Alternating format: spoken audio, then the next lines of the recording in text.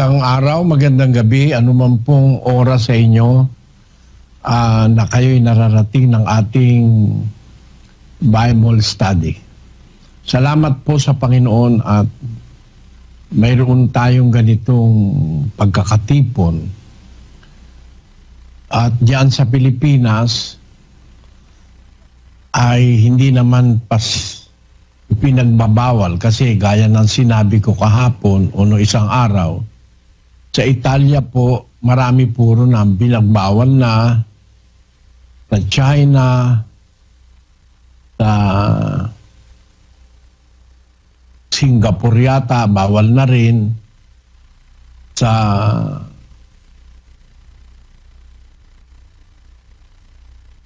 Singapore, China, Italia, Japan. At sa Japan po ay ipinasara na ang lahat ng eskwela dahil sa nangyayari ngayon na salot. Mga kapatid, ang atin pong pag-aaral nakatuon doon sa 4 na mangangabayo sa Apokalipsis. Yung 4 horsemen. Napag-aralan na natin yung 2. Yung kabayong maputi, tapos yung kabayong mapula. Ngayon po ang dapat nating pag-aaralan ay ang 3 kabayo, ang kabayong maitim. Pero gusto ko pong laktawan ito, pumunta tayo dun sa huling kabayo, saka na natin balikan itong kabayong maitim na ito. Kasi yun pong isang kabayo, ma-realize nyo lang na ang nasa Biblia totoo kasi ngayon nagaganap itong kasalukuyan itong pangyayaring gaganapin noong nakasakay sa kabayong maputla. Kaya ko po minarapat na lagpasan yung isa pero babalikan po natin kung luluobin. Kasi nakapanahon po ang mensahe ng nakasakay sa kabayong maputla na nakita ni Juan. 2,000 taon na po ang nakakalipas. Para tayo makapag-umpisa, basahin po muna natin ang talatang sinasabi. Sa 6:7 ng Apokalipsis, ganito po ang nakasulat. At nang buksan niya ang 4 na tatak, ay narinig ko ang tinig ng 4 na nilalang na buhay na nagsasabi, "Halika." At tumingin ako, at narito ang isang kabayong maputla, at ang nakasakay dito ay may pangalang Kamatayan, at ang Hades ay sumusunod sa kanya. At sila'y pinagkalooban ng kapamahalaan sa 4 na bahagi ng lupa, na pumatay sa pamamagitan ng tabak, at ng gutom, at ng salot, at ng mga ganid na hayop sa lupa. Pali po, itong kabayong maputla at yung nakasakay dito, na ang sabi may pangalang Kamatayan, ito po ang kumbaga synopsis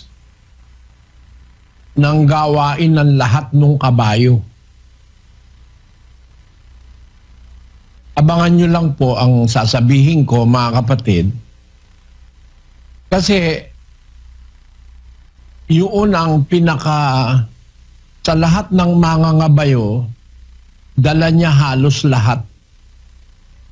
Yung mga gawain din nung naunang 3 kabayo at mangangabayo.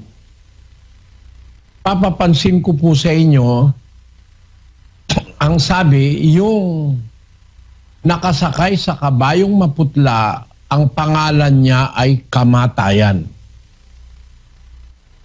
At mayroong sumusunod sa kanya na ang pangalan naman ay Hades.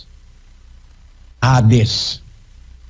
Ang nakakalungkot sa mga iglesia ngayon, akala nila itong Hades na ito, gaya ng saksi ni Jehovah, ito raw ang libingan.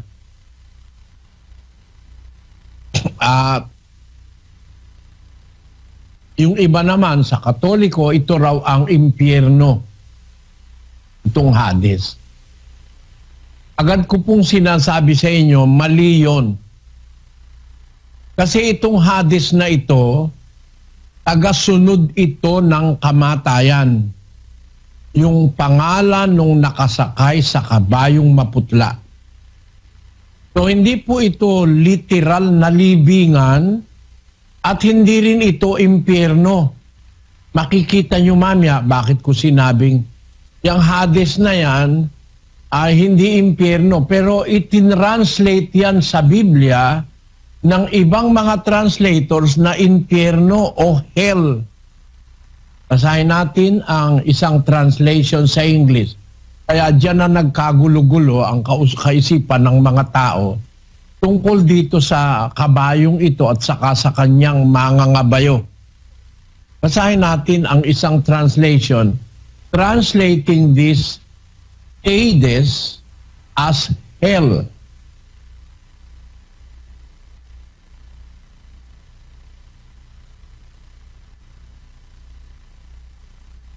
Sa William Tyndale's translation, ano ba sa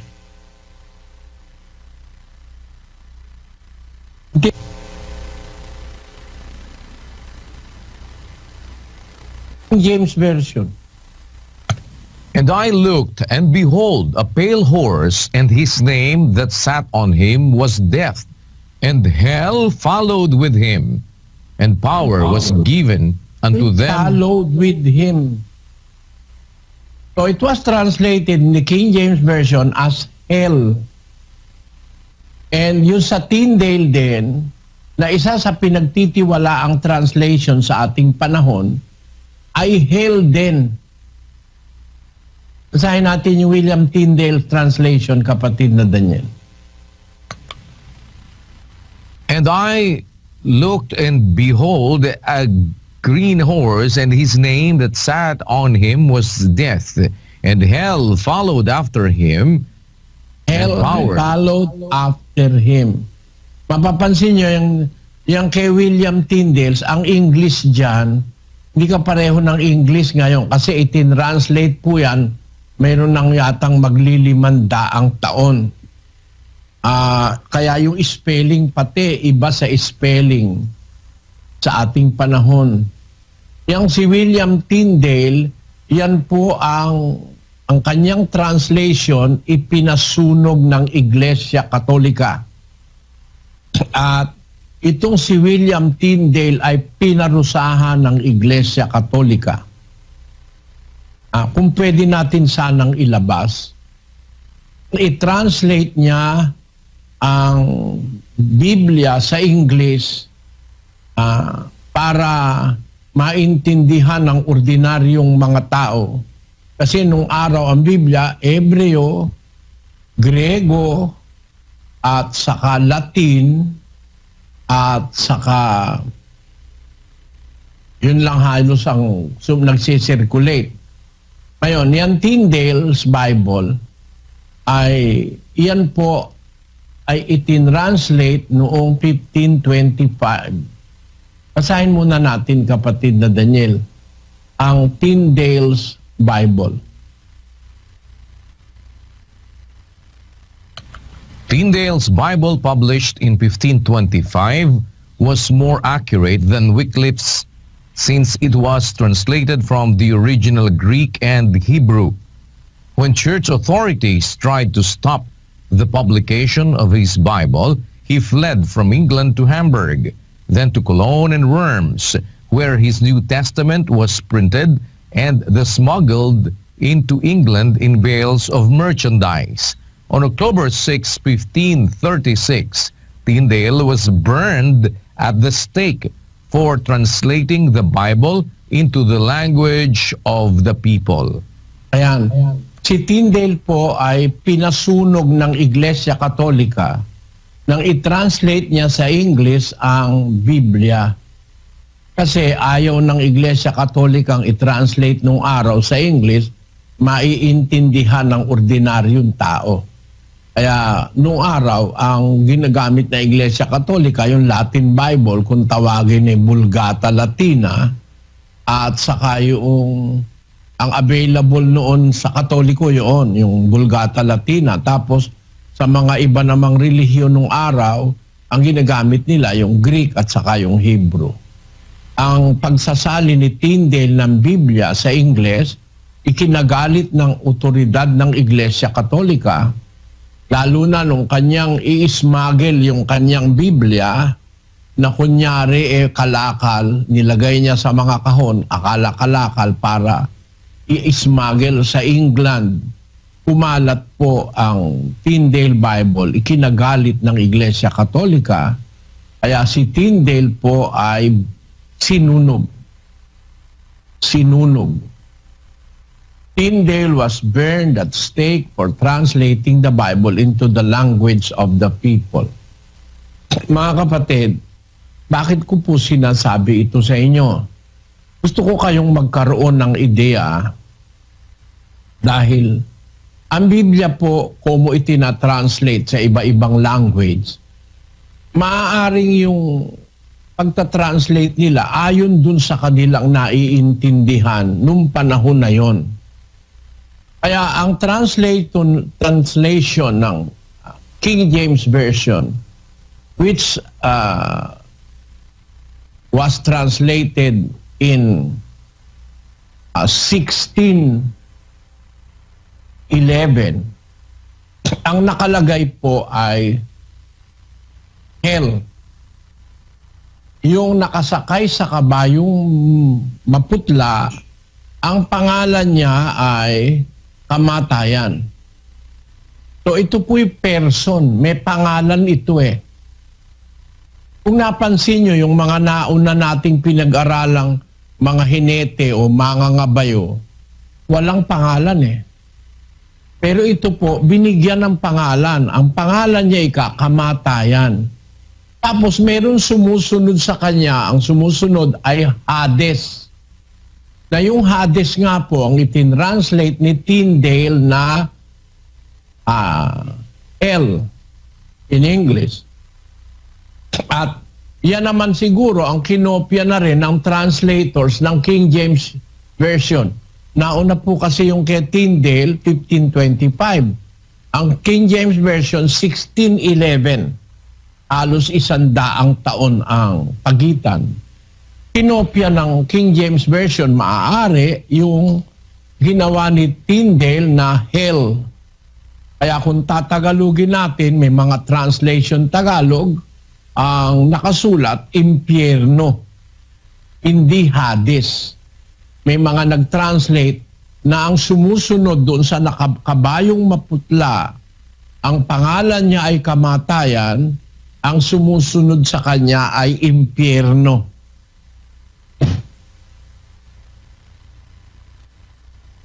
Bibliang Katoliko.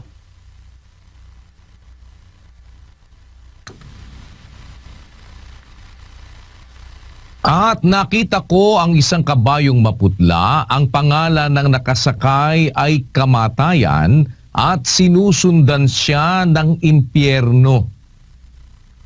Binigyan sila ng kapangyarihan sa ika-4 na bahagi ng daigdig upang pumatay sa pamamagitan ng tabak, gutom, salot at mga halimaw sa lupa. Yan. Gusto ko kayong tawagan ng pansin, mga kapatid. Kaya inuna ko ito kaysa doon sa isang kabayo, nilagpasan natin. Kasi ang isang binabanggit dito ay salot. Merong kapangyarihan na magpakalat ng salot yung nakasakay sa kabayong putla. At meron siyang ayudante, ang tawag doon, katulong, para magkalat ng lagim. Ang tawag sa katulong niya na sumusunod sa kanya ay Hades. O, na sabi nga ng ibang translation ay impyerno. Pero titiyakin ko po sa inyo, hindi impyerno ito. Sabi naman ng Iglesia ng Saksi ni Jehova, yun daw Hades dito, yan daw ay ang libingan. Yung, parang laloma, simenteryo ng laloma. Paano yung simenteryo ng La Loma makakasunod sa nakasakay sa kabayo? Di naman umaalis yun. Doon ka na lang mag-isip. Kagaya nung Arlington Cemetery sa Amerika, pinaglilibingan ng mga presidente at mga bayani ron. Sa atin naman dito ay yung tinatawag namang libingan ng mga bayani na ayaw nilang ipalibing si Marcos doon. At tawa naman ako. Libingan ng bayani, pinalibing yung aso, si Marcos ayaw ipalibing. Kahit ano naman ang gawin yung paninira, mga pagdidisgrace kay Marcos, hindi mo naman maitututo lang katotohanan ng naging pangulo ng presidente yon. At nakalagay sa batas na talagang ang mga pangulo ng presidente dapat ng Pilipinas, dapat tratuhin na como mga taong tinatrato na mga VIP. Itong mga kalaban ni Marcos, tutol ng tutol, kagaya nitong ETA, sino ba yan? Yung sa Gabriela ba yan? Yung mga komunista na yan, ano? Galit kay Marcos kasi hindi sila umubra sa panahon ni Marcos Kaya lang sila nakagitaw sa panahon ni Cory at saka ni... Ba't ba tayo napunta sa politika? Kapatid na Daniel. Yung biro mo, libingan ng bayani, ayaw ipalibing si Marcos. Naalala ko lang kasi, pinagdidiskusyonan masyadong matagal. Nung maupo si Presidente Duterte, pumayag na yun, na may logic si Presidente Duterte. Kahit nga naman ano pa sabihin nyo, naging Presidente ng Pilipinas yun Marami rin namang nagawa yun Sabihin mo na ngang magnanakaw, gaya ng sabi ng mga dilaw, sabi nga nung isang nag-aral, paano magiging magnanakaw si Marcos ng $2 billion? Samantalang ang budget ng Pilipinas, sa loob ng panahon ng kanyang panunungkulan, wala pang 1 bilyon. Sa loob ng 20 taong nagpresidente si Marcos, ang budget na nahawakan niya galing sa Kongreso ay wala pang 1 bilyon, mahigit lang yata 5 bilyon. Saan siya magnanakaw ng 2 bilyon kung ang budget ng buong Pilipinas sa buong panahon niya ay 5 bilyon, kalahating bilyon lang na dollar? Meron ako nakitang ganung ulat no? Oo nga naman, imposible nga naman ang magnanakaw ng 2 bilyon na ang pera lang 500 milyon na dollar. Napakalayo naman sa katotohanan yata noon. Kaya yung mga naniniwalang si Marcos magnanakaw, maghunos dili na kayo. Pag masyadong galit kayo sa Marcos saka sa martial law, yung mga komunista lang naman ang galit sa martial law Nung martial law, napakaganda. Walang drug addict na nagkalat sa daan. No? Makakaano ka, meron kang peace of mind nung martial law. Ang mga nagrereklamo lang naman nun, yung mga swail sa gobyerno, yung mga manlalabag, kagaya niyan si Eta Rosales na yung mga kasama niya, yung mga komunista. Ang mga nagrereklamo, ba't ba tayo napunta dyan? Kasama kasi yan sa kabayong maputla Bayaan nyo, mamaya ng konti, makikita nyo kung gaano kaputla yung kabayo. Mamumutla siya lalo. Matutuklasan na siya. Eto po, ulitin ko tatandaan nyo, yung Hades dito, hindi po yan, impyerno. At lalong hindi libingan yan. Kasi kung libingan yan, paano susunod sa kamatayan? Ang kamatayan ng susundan noong libingan, ang La Loma aalis sa lugar niya, pupunta siya kung saan lugar para sumunod kay kamatayan. At tapos yung libingan ng mga bayani aalisin doon at dadalhin sa Ilocos, ganon. Susunod siya sa kamatayan. O yung Arlington Cemetery doon sa Amerika susunod sa kamatayan. yan ay katangahan sa Biblia ng mga saksi ni Jehova at ng iba't ibang nagpapaliwanag ng talatang ito.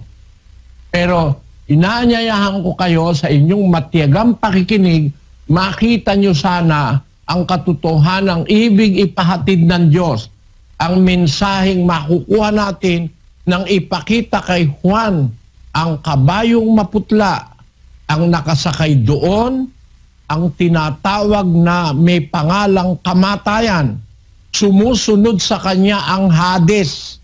Ngayon, para natin maintindihan ito, mga kababayan, alam ko na napakaraming libo-libo ang nanonood sa internet ngayon. At saliksikin nyo naman sa internet, i-google nyo, i-Facebook nyo, lahat ng media sa internet, hindi nyo makikita sa kanila itong isasabihin ko sa inyo ngayon. I dare. Hindi nyo makikita sa kanila sa internet. Hindi ako kagaya ni sa Santiagong namumulot sa internet. Tandaan nyo, mga kapatid. Ito, dala ng salita ng Diyos sa Biblia, ang ibinabahagi ko sa ating mga kababayan at pati sa ating mga kaaway saan mang lugar kung saan kayo naroroon sa mundo. Umpisahan natin uli, kapatid na Daniel, ang 6:8 ng Apokalipsis. At tumingin ako, at narito ang isang kabayong maputla, at ang nakasakay dito ay may pangalang kamatayan, at ang Hades ay sumusunod sa kanya. At sila'y pinagkalooban ng kapamahalaan sa ika-4 na bahagi ng lupa, na pumatay sa pamamagitan ng tabak at ng gutom at ng salot at ng mga ganid na hayop sa lupa. Pansinin nyo lang ho, itong pangalan ng nakasakay sa kabayong maputla ay may pangalang kamatayan. At meron siyang tagasunod, sumusunod sa kanya kahit saan siya pumunta. Saan? Ang tagasunod sa kanya ay ang Hades. Sumusunod sa kanya. Sila, yung kamatayan at saka yung Hades, pinagkalooban ng kapamahalaan sa ika-4 na bahagi ng lupa. Mayroon silang power on 1/4 of the earth. 1/4 of the earth. Ika-4 na bahagi ng lupa. Na pumatay sa pamamagitan ng tabak. Alam nyo na yung tabak sa Biblia, larawan po yan ng mga digmaan, patayan. Yan yung isa sa activity nung nakasakay sa kabayong mapula, na inalis niya ang kapayapaan sa lupa upang ang mga tao magpatayan sa isa't isa. At meron siyang isang malaking tabak. Yun. Kaya ang larawan ng tabak po, gera. Tandaan nyo, 6:4 ng Apokalipsis, ang larawan ng tabak, gera. Ngayon, itong kamatayan at ang kasunod niya ay ang Hades, pinagkalooban sila ng kapamahalaan sa ika-4 na bahagi ng lupa. Naku po, sana wag kasama ang Pilipinas doon. No? At wag kasama ron ang mga lugar na mga taong mayroong takot sa Diyos. Ano?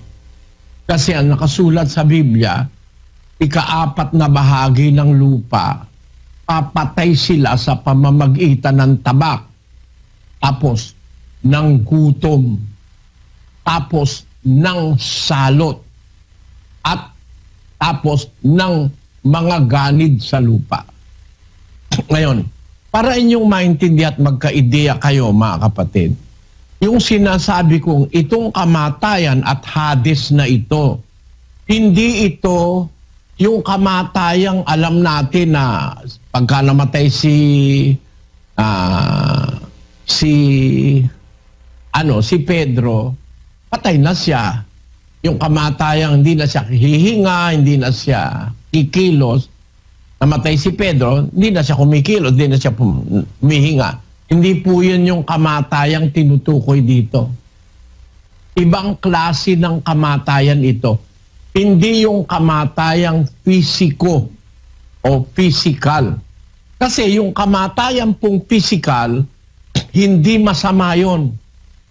Ginagamit ng Diyos yun para pagpahingahin ang kanyang mga lingkod, yung kamatayang flesh of the flesh.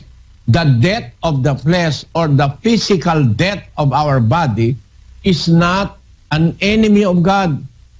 It is used by God. Inukuha niya ang buhay ng tao para mamatay, para magpahinga. Yan po ang nakasulat sa Biblia. Basahin natin sa 14, versikulo 13 ng Apokalipsis. At narinig ko ang isang tinig na mula sa langit na nagsasabi, isulat mo, mapapalad ang mga patay na nangamamatay sa Panginoon mula ngayon. Oo, sinasabi ng Espiritu upang sila'y mangagpahinga sa kanilang mga gawa, sapagkat ang kanilang mga gawa ay sumusunod sa kanila. Mayroon palang mapalad na kamatayan, ano? Sabi ng salita ng Diyos, mapalad ang mga patay na nangamamatay sa Panginoon. Mayroon palang kamatayan, kalooban ng Panginoon. Yun ang nakasulat sa Aklat ng Awit. Ang sabi po sa Aklat ng Awit, pakinggan nyo, 116:15 ng Awit. Mahalaga sa paningin ng Panginoon ang kamatayan ng kanyang mga banal. Yung kamatayan ng isang taong banal, naglilingkod sa Diyos, mahalaga sa Diyos yun. No? Hindi isang bagay na masama yun. Kasi, sabi nga sa Apokalipsis, kaya namatay yung isang taong banal, namatay sa Panginoon para magpahinga sa kanilang mga gawa. Parang halimbawa, si Isaac, no? 100 mahigit na siya, kulang na 200. Hindi na siya makakita. Nakahiga na lang siya. Hindi niya na makita, pati anak niya, hindi niya na makita. Siguro sa katandaan, lumabo ang mata ng pobre. Si Isaac po, yung tatay ni Jacob. Yung Jacob po, yun ang Israel. Yun ang ama ng lahat ng Israelita.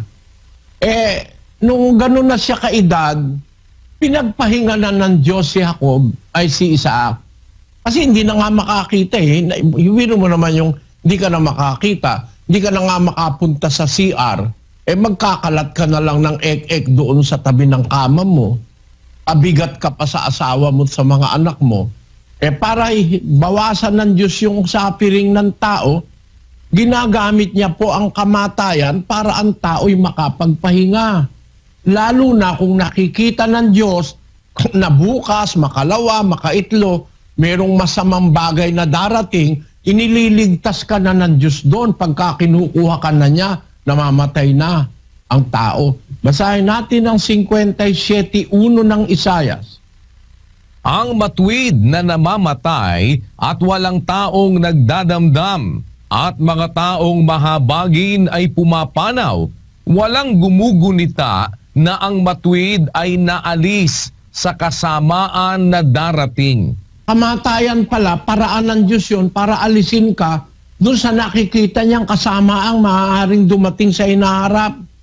Wala tayong malay doon, pero alam ng Diyos yun.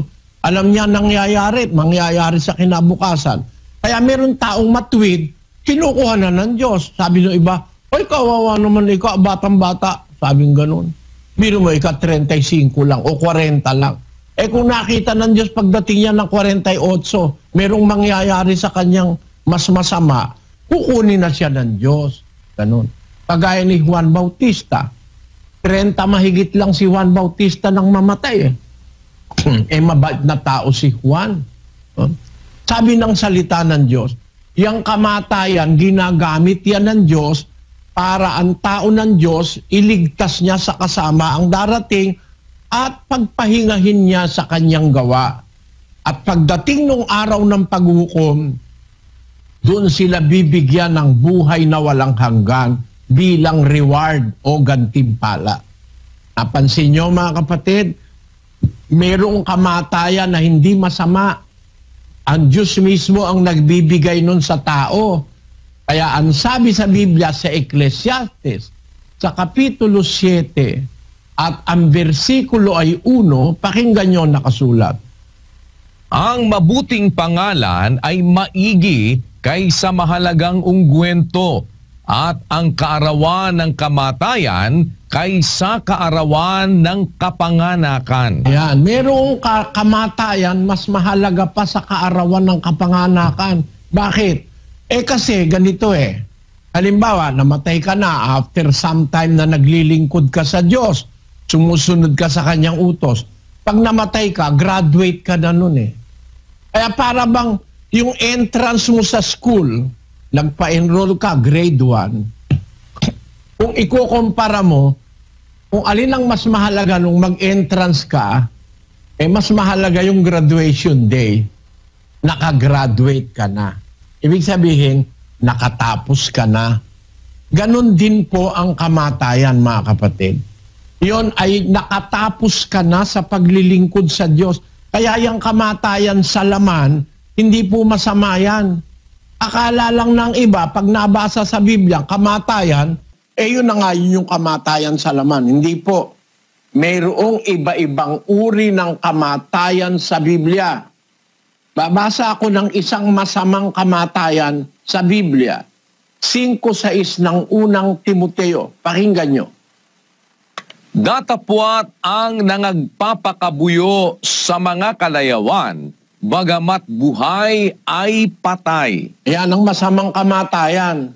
Buhay pa ang laman mo, kumikilos ka pa, pero nakalulong ka sa droga, nakalulong ka sa sari-saring masama, ang nakakabuyo sa kalayawan, bagaman buhay, patay, sabi ng Diyos. Yan ang masamang kamatayan. Buhay ang laman mo, pero patay ka na. No? Ang ibig sabihin, hindi po lahat ng kamatayang binabasa natin sa Biblia, iisa ang kahulugan. Ngayon, meron nitong kapansin-pansin sa kabayong maputla. Yung nakasakay sa kabayong maputla, ang kanyang pangalan ay kamatayan. Tapos, sumusunod sa kanya ang Hades. Ako naniniwala, itong kamatayang ito, masama ito. At yung Hades, masama rin kasi sinusundan niya yung kamatayan na masama Alam niyo, katunayang yan ay masamang kamatayan? Basahin natin ang 15:27 ng unang Korinto. Pakinggan niyo mga kapatid.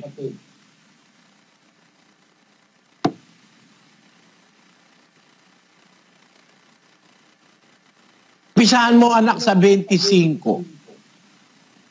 Sapagkat kinakailangang siya'y maghari hanggang mailagay niya sa ilalim ng kaniyang mga talampakan ang lahat niyang mga kaaway. Ang kahuli-hulihang kaaway na lilipulin ay ang kamatayan. Tanyo, kaaway pala ng Diyos itong isang kamatayan sa Biblia. Kailangang maghari si Kristo, ilalagay niya sa ilalim ng kanyang paa ang lahat niyang kaaway. Ang kahuli-hulihang kaaway na lilipulin ay ang kamatayan. Meron pong kamatayan, kaaway ng Diyos. Merong kamatayan, ginagamit ng Diyos para magpahinga ang kanyang lingkod. Mapalad na kamatayan. Mahalaga sa Diyos yung kamatayan na yun, ang kanyang mga banal. Pero itong kamatayang ito, kaaway ng Diyos, yan pala ang kahuli-hulihang kaaway na lilipulin ng Panginoong Kristo sa kanyang paghahari sa loob ng 1,000 taon dito sa lupa. Ang kanyang kahuli-hulihang kaaway na lilipulin ay ang kamatayan. Itong kamatayan na ito, kaaway ng Diyos, sinusundan ito ng Hades. Kaya pagdating ng parusa, alam niyo ang gagawin ng Diyos dito sa kamatayang ito. Basahin natin ang Apokalipsis Kapitulo 20, versikulo 14. At ang kamatayan at ang Hades ay ibinulid sa dagat-dagatang apoy. Ito Ang kamatayan ng wika at ang Hades, ibinulid sa dagat-dagatang apoy. Eh di pala ito, paparusahan pala itong kamatayan na ito at Hades. Itong nakasakay sa kabayong maputla at yung sumusunod na Hades sa kanya ay ibubulid ang wika sa dagat-dagatang apoy o yun ang tinatawag ngayon na impyerno ng iba.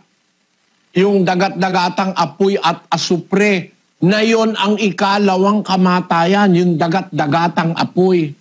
Doon ibubulid yung kamatayan at ang Hades sa dagat-dagatang apoy. We have now that certainty na itong kamatayan at Hades na nakitang ni Juan sa Apokalipsis Kapitulo 6 ay kaaway ng Diyos. Eh kasi sa huling-huling, sa paghuhukom, ibubulid itong dalawang ito eh. Bubulid sa dagat-dagatang apoy.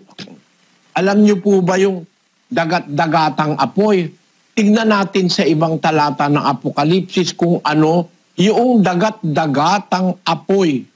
Yan po ang lugar ng parusahan ng mga kaaway ng Diyos. Pakinggan nyo, 21:8 ng Apokalipsis. Ngunit sa mga duwag at sa mga hindi mananampalataya at sa mga kasuklam-suklam at sa mga mamamatay tao at sa mga mapakiapid at sa mga manggagaway at sa mga mapagsamba sa Diyos-Diyusan at sa lahat na mga sinungaling, ang kanilang bahagi ay sa dagat-dagatang nagniningas na apoy at asupre na siyang ikalawang kamatayan.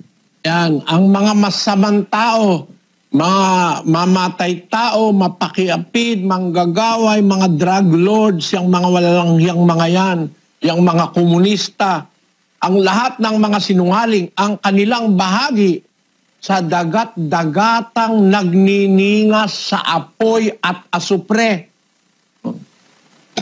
Yan ang tinatawag naman ng iba na impyerno.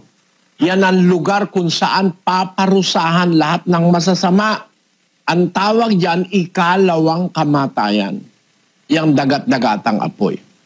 Diyan sa dagat-dagatang apoy na ikalawang kamatayan, diyan ibubulid ang huling kaaway na lilipulin ang kamatayan. Kaaway ni Kristo na kamatayan. Na ang Hades sumusunod sa kanya. Kaya pagdating sa paghuhukom, ang kamatayan at ang Hades ibubulid sa dagat-dagatang apoy. Ito ngayon ang paliwanagan nyo. Ang saksi ni Jehova. Marami na kayong nailigaw na tao sa buong mundo. Bakit kung ang Hades ay libingan, ba't dadalhin sa dagat-dagatang apoy? Yung bang libingan, kaaway ba ng Diyos yun? Yung literal na libingan na sinasabi nitong mga saksi ni Jehova ito. Kayo namang mga miyembro ng saksi ni Jehova, lahat kayong nasa internet, baka may saksi ni Jehova. Diba turo sa inyo ng mga Amerikano na yan daw Hades, yan daw yung libingan o yung cemetery. Tanong ko, bakit ibubulid sa dagat-dagatang apoy itong Hades kasama noong kamatayan?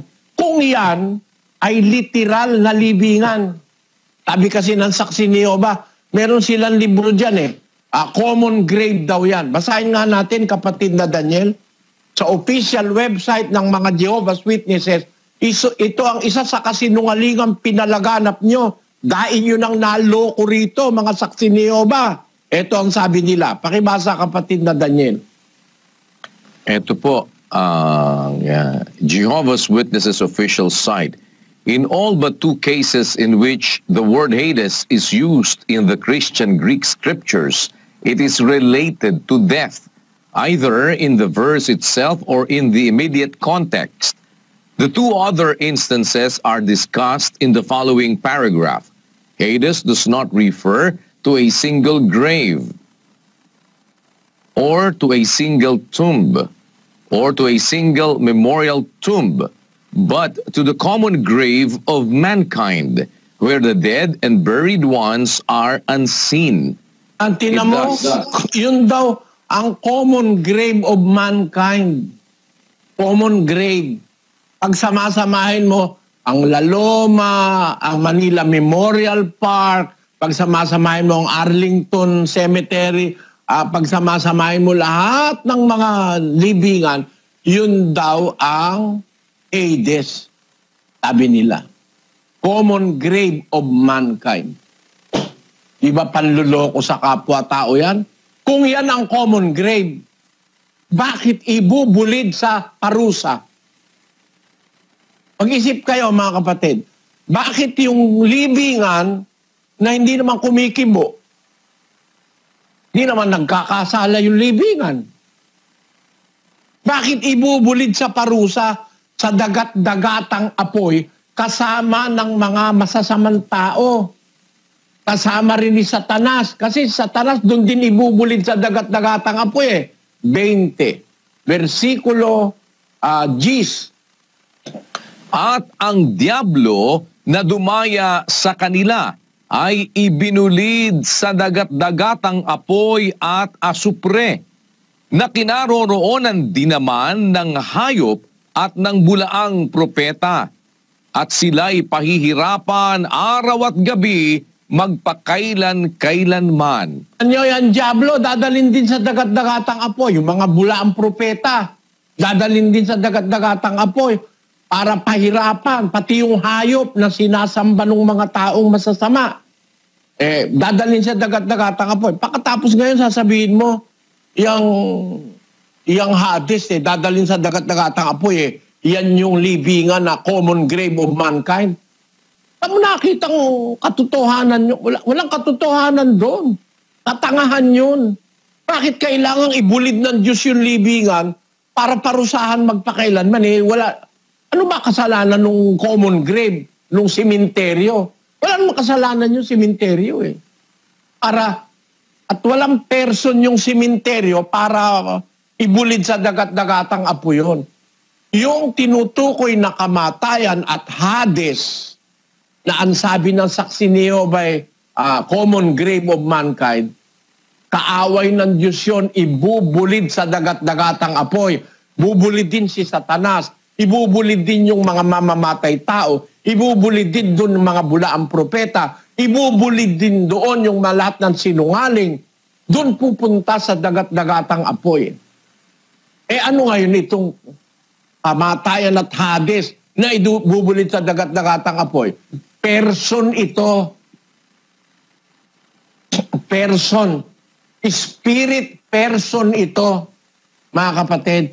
Hindi ito literal na libingan o sementeryo. Ito'y spirit person. Papatunayan ko sa inyo. Hindi pa ito tinuro sa inyo ng kahit na anong iglesyang nasa ating panahon. Na itong kamatayang ito na nakasakay sa kabayong maputla is a spirit person. Babasahin natin, no? Unang-una, dapat yung tandaan, hindi magbubulid ang Diyos sa dagat-dagatang apoy nang hindi niya kaaway. Lahat lang ng kaaway ang ibubulid sa dagat-dagatang apoy. Hindi naman kaaway ng Diyos yung kamatayan sa laman. Nakita na natin. Hindi rin naman kaaway ng Diyos yung libingan. Na ordinaryong libingan kagaya ng mga memorial. Kaaway ba ng Diyos yun para ibulid sa dagat-dagatang apoy?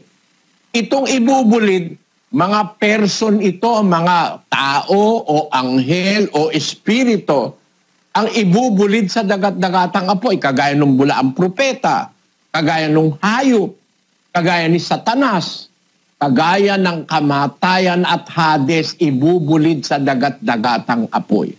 Ngayon, ang tanong natin, may katunayan tayo sa Biblia na ito, person ito, hindi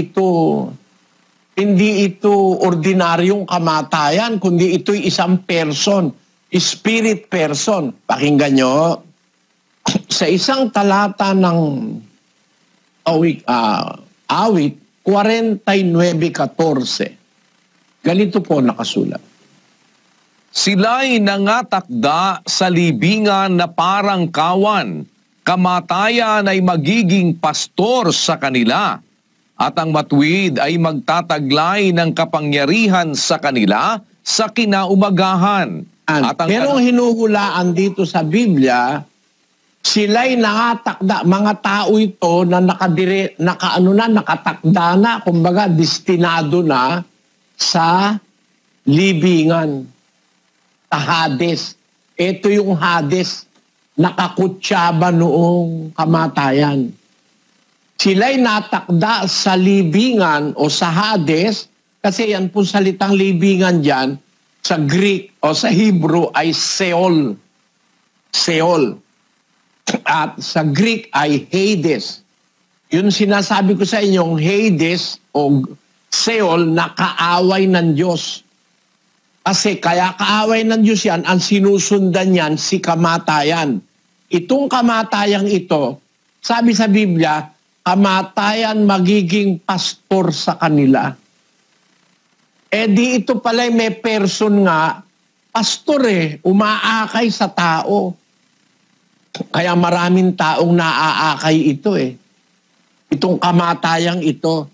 At ang mga taong inaakay niya nung kamatayan ay ilalagay niya sa isang kapangyarihan na kung tawagin Hades o Sheol. Kaya magkakutsaba sila Itong kamatayang nakasakay sa kabayong maputla is a spirit person na umaakay ng tao. Parang pastor na tao, pero hindi ito tao. Ito'y spirit person. Kamatayan ang magiging pastor sa kanila.